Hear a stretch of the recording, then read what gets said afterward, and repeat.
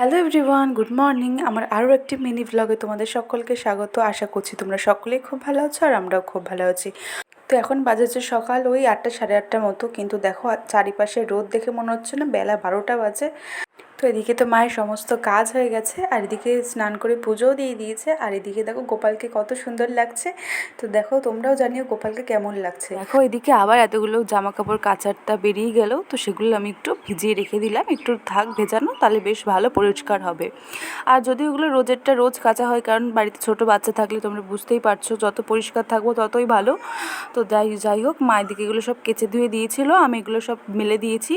দিয়ে এবার তো দেখো এদিকে ছেলে স্নানের জল আমি রেডি করে দিয়েছি, মা ওদিকে ওকে তেল মালিশ করে দিচ্ছে।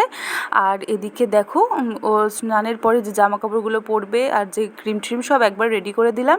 তো দেখো চলো চট করে দেখিয়ে দিই মা আজকে কী রান্না করছে। তো এদিকে করেছে ডাঁটা দিয়ে মুসুর ডাল, আর এদিকে করেছে আলু ভাজা, আর হচ্ছে মাছের ঝোল। তো ব্যাস এই ছিল আজকে রান্না, প্লেন খাবার দাবার গরমের মধ্যে।